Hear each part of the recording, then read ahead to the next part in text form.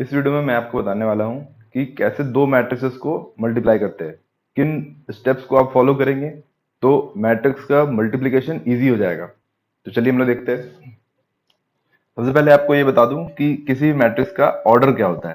Suppose इसके अंदर ये एलिमेंट्स है कुछ, सपोज ऐसे इन स्पेसेस पे कुछ एलिमेंट्स है, तो इसका ऑर्डर हम लोग क्या रखेंगे। तो इसका ऑर्डर होता है रो इनटू कॉलम। कितने रो है इसमें, तो दो रो है और तीन कॉलम है, तो इसे हम लोग 2x3 का मैट्रिक्स बोलेंगे। तो ये चीज आपको पता होगा। इसके अलावा जो इसमें पहला एलिमेंट है इस पोजीशन पे, इसका पोजीशन होगा 1 1। अगर वो एलिमेंट सपोज ए हमने माना, तो इसका सबस्क्रिप्ट 1 और 1 से रिप्रेजेंट हो रहा है। इसका मतलब कि फर्स्ट रो और फर्स्ट कॉलम का ये एलिमेंट है। जो दूसरा है इसका पोजीशन 1 2 होगा, मतलब first row and second column. इस तरह इसका 1 3 first row and third column. Similarly ये तीनों भी इस तरह फिल हो सकते हैं, 2 1 2 2 2 3। तो ये एलिमेंट्स का रिप्रेजेंटेशन है सबस्क्रिप्ट के थ्रू, जिसमें हम लोग रो और कॉलम बताएंगे। और ये जो मैंने लिखा ये इस मैट्रिक्स का ऑर्डर कहलाता है। बस इतनी सी चीज आपको ध्यान रखनी है मल्टीप्लिकेशन सीखने से पहले। तो देखिए, सबसे पहला रूल जो आपको याद रखना है कि कोई मैट्रिक्स ए और बी ये मल्टीप्लाई होगा भी कि नहीं। तो ये कैसे चेक करेंगे। तो सपोज जो ए मैट्रिक्स है वो m क्रॉस n का है, ये पहला मैट्रिक्स है। तो जो बी मैट्रिक्स है वो n क्रॉस p होना चाहिए। इसका मतलब कि पहले मैट्रिक्स में जितने कॉलम है n, उतने ही रो होने चाहिए दूसरे मैट्रिक्स में, तभी वो मल्टीप्लिकेशन के लिए एलिजिबल होंगे। तो चलिए देखिए, ये दोनों प्लेसेस सेम होने चाहिए, सेम है। अब और एक चीज आपको याद रखना है कि जो इनका प्रोडक्ट होगा, सपोज वो मैट्रिक्स सी है, तो उसका ऑर्डर क्या होगा। तो उसका ऑर्डर होगा m क्रॉस p। ये मतलब जितने रोज इसमें है और जितने कॉलम इसमें है वो इसमें आएगा m क्रॉस p। तो ये पहली चीज जो आपको बताएगा कि कब दो मैट्रिसेस मल्टीप्लाई होने के लिए एलिजिबल है या नहीं। तो फिर से मैं बता दूं, पहले में जितने कॉलम है उतने ही रोज होने चाहिए दूसरे में, तभी वो मल्टीप्लाई हो पाएंगे। मल्टीप्लाई होने के बाद जो आंसर आएगा उसका ऑर्डर क्या होगा, m क्रॉस p, मतलब जितने रो इसमें है और जितने कॉलम उसमें वो। देखते हैं कैसे। सपोज पहला वाला 2x3 था और जो दूसरा वाला है वो 3x4 है, ए और बी। देखिए, इसके कॉलम और इसका रो सेम है, तो इसका जो आंसर आएगा, सपोज वो सी है या चलो ए बी मान लिया हमने, तो इसका ऑर्डर क्या होगा 2x4। तो ऐसे देखना है आपको। अगर ये दोनों ही स्क्वायर मैट्रिक्स है, 2x2 2x2 या 3x3 3x3, तब तो बहुत ही ईजी है। बट अगर अलग हुआ तो आपको इस चीज का ध्यान देना है। चलिए अब देखते हैं मल्टीप्लाई कैसे होगा। तो सपोज हमने एक मैट्रिक्स लिया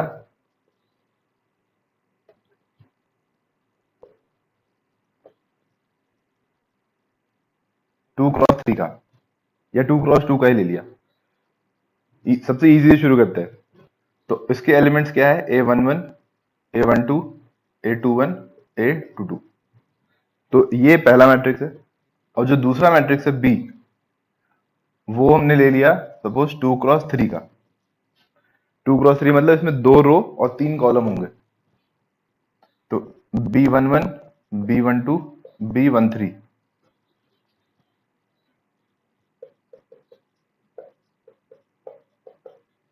b22 b23 b21 22 23।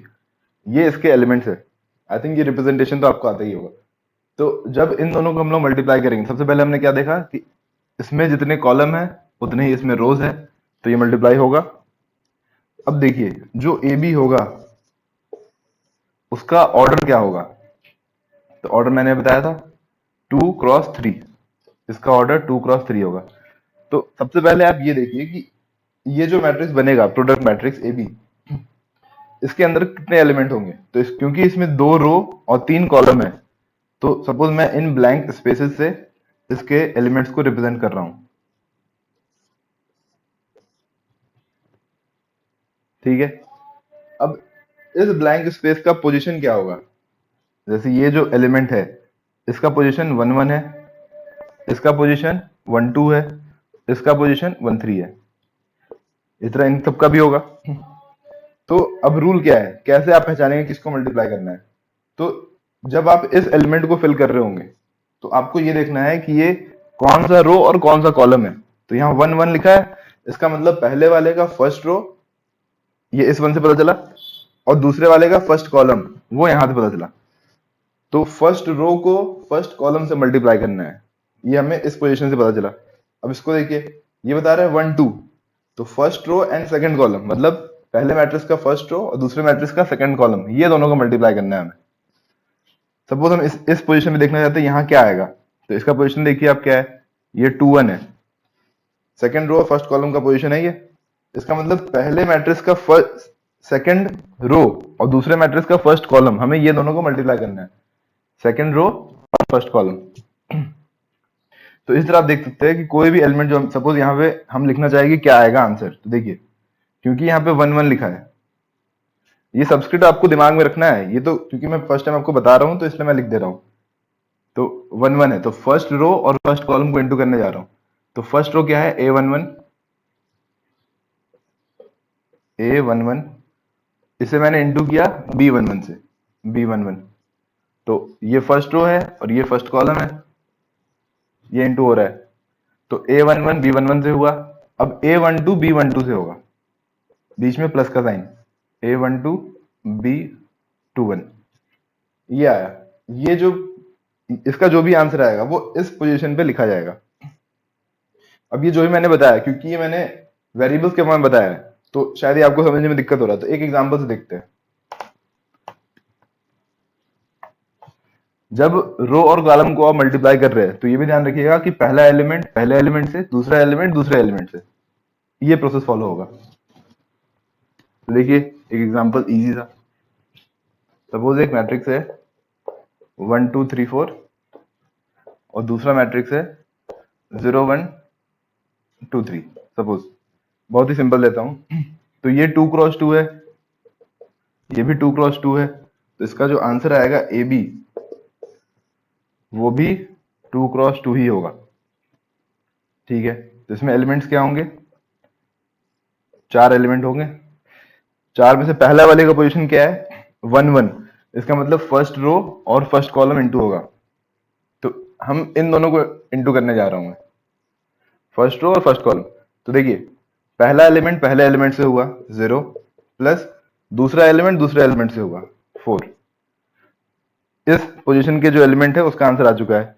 अब इस पे आते हैं, ये कौन सा पोजीशन है, 1 2, फर्स्ट रो एंड सेकंड रो।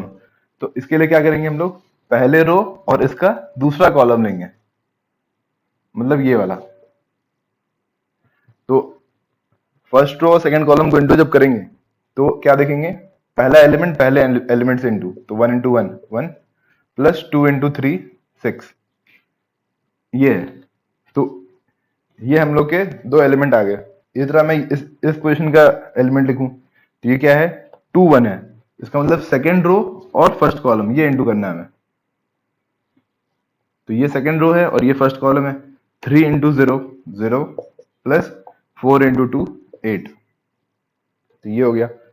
इस तरह यहाँ पे ये क्या पोजीशन है, 2 2, सेकंड रो सेकंड कॉलम, तो इसका सेकंड रो और इसका सेकंड कॉलम लेना है हमें। तो 3 इंटू 1 3, प्लस 4 इंटू 3 12। तो ये पहला स्टेप था जिसमें हमने लिख दिया कि कौन सा एलिमेंट से इंटू होगा और कौन सा प्लस होगा। अब इसका आंसर क्या आ रहा है, तो A B is equal to 4 7 8 15, ये आंसर है। बहुत ही इजी। तो क्योंकि पहला क्वेश्चन था तो मैंने बहुत इजी लिया। अब मैं एक क्वेश्चन एनसीईआरटी से लेता हूं, और स्क्वायर मैट्रिक्स में तो फिर भी आई थिंक कंफ्यूजन कम होता है। अगर कोई रो मैट्रिक्स और कॉलम मैट्रिक्स इंटू हो रहे हैं तब बच्चों को ज्यादा कंफ्यूजन होता है। तो उसका एग्जांपल लेता हूं मैं। देखिए एक क्वेश्चन एनसीईआरटी में हमें 1 2 3 इस मैट्रिक्स को मल्टीप्लाई करना है 2 3 4 इस मैट्रिक्स से। तो जब भी आप ऐसा कुछ देखेंगे मल्टीप्लीकेशन में तो आप सोचेंगे कि ये मल्टीप्लाई हो भी सकता है या नहीं। तो चेक करते हैं, इसमें कितने 3 रोज है और एक ही कॉलम है, तो ये 3 क्रॉस 1 है पहला। ये क्या है, इसमें एक ही रो है और 3 कॉलम है, तो ये 1 क्रॉस 3 है। तो ये दोनों पोजीशन सेम है, मतलब मल्टीप्लिकेशन के लिए एलिजिबल है। अब इन दोनों को देखिए आप, तो ये 3 क्रॉस 3 आ रहा है, इसका मतलब कि इन दोनों का प्रोडक्ट जो भी होगा वो 3 क्रॉस 3 का होगा, मतलब इसमें टोटल 9 एलिमेंट होंगे, 3 कॉलम में और 3 रो में। तो ये तो कंफर्म है कि ये इस तरह का मैट्रिक्स बनेगा। अब इसमें एलिमेंट कहाँ पे कौन से आएंगे ये कैसे देखें? तो देखिए ये पोजीशन कौन सा है, 1 1, इसका मतलब फर्स्ट रो और फर्स्ट कॉलम इनटू होगा। तो इसमें इसके फर्स्ट रो में सिर्फ एक एलिमेंट 1 और इसके फर्स्ट कॉलम में सिर्फ एक एलिमेंट 2। तो 1 को 2 से इनटू किए, 2 आया, क्योंकि इसके सेकंड एलिमेंट है नहीं, तो यहाँ कुछ भी प्लस में नहीं आएगा, यही आंसर है। नेक्स्ट देखते हैं, ये कौन सा पोजीशन है, 1 2, इसका मतलब फर्स्ट रो और सेकंड कॉलम। तो इसका फर्स्ट रो में ये आ रहा है और इसके सेकंड कॉलम में ये आ रहा है, तो 1 इंटू 3। फिर first row third column, I hope बहुत इजी है ये पोजीशन कौन सा है, आपको पोजीशन से याद रखना है, 2 1, ये 2 और 1 है, इसका मतलब कि सेकंड रो और first column, second row second column, फिर second row third column. Similarly ये पोजीशन कौन सा है, 3 1, ये 3 2, ये 3 3। तो 3 1 के लिए क्या होगा, थर्ड रो और फर्स्ट कॉलम। जब मैं 3 1 बोल रहा हूं तो पहला वाला रो है, दूसरा वाला कॉलम है, तो 3 1 करने से 6 आया, 3 2 9, 3 3 12। तो ये आंसर हो गया, इन दोनों का प्रोडक्ट ये आया। एक और क्वेश्चन देखते हैं। मल्टीप्लिकेशन तो आपको आना ही चाहिए, तभी आप इस तरह के हाई लेवल क्वेश्चन कर पाएंगे।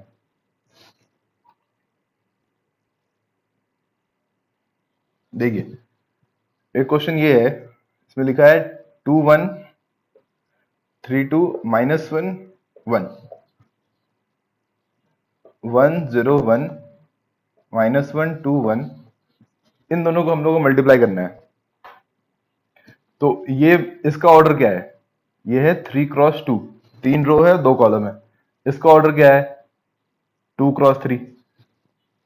तो पहले वाले का कॉलम दूसरे वाले का रो सेम है, तो अब ये दोनों मल्टीप्लाई होंगे।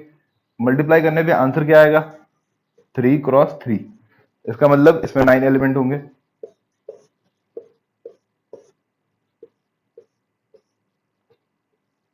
इस तरह से अब पोजीशन देखते हैं, 1 1, तो फर्स्ट रो और फर्स्ट कॉलम मल्टीप्लाई होगा, फर्स्ट रो और फर्स्ट कॉलम, इस तरीके से ये पैटर्न आपको याद रखना है। अगर सेकंड रो और फर्स्ट कॉलम मल्टीप्लाई हो रहा है तो भी यही पैटर्न हो रहा है, ये दोनों लाइंस।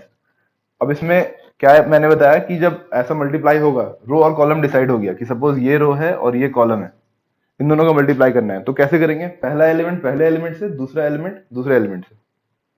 तो 2 इंटू 1, 1 इंटू -1, साइंस का ध्यान रखिएगा। अब सेकंड पोजीशन पे ये क्या है, 1 2, मतलब first row second column, 2 into 0 plus 1 into 2। फिर ये element 1 3, first row third column, 2 plus 1। I hope ये आपको बहुत ही अच्छे समझ में आ रहा है। Second row first column, 3 minus 2, 0 plus 4, 3 plus 2। फिर -1 थर्ड रो फर्स्ट कॉलम, ये पोजीशन 3 1 का है, ये 3 2 है, third row second column, 0 plus 2 और -1 प्लस 1। तो ये हमने पहला स्टेप कर लिया है। अब हम लोग सीधे आंसर लिखने जा रहे हैं।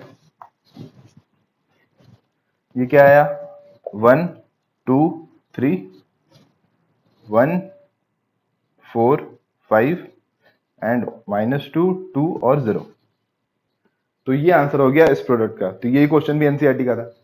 तो मैट्रिक्स मल्टीप्लिकेशन के कोई भी क्वेश्चन अब आप प्रैक्टिस करिए, स्टार्टिंग एग्जांपल से करिए, और जब आप एक बार इसको मास्टर कर लेंगे तो आप फिर ट्रिग्नोमेट्रिक फंक्शंस को भी मल्टीप्लाई करना सीख जाएंगे। तो इस वीडियो में मैंने मल्टीप्लिकेशन और मैट्रिक्स बताया, इसको यहीं पे एंड करते हैं।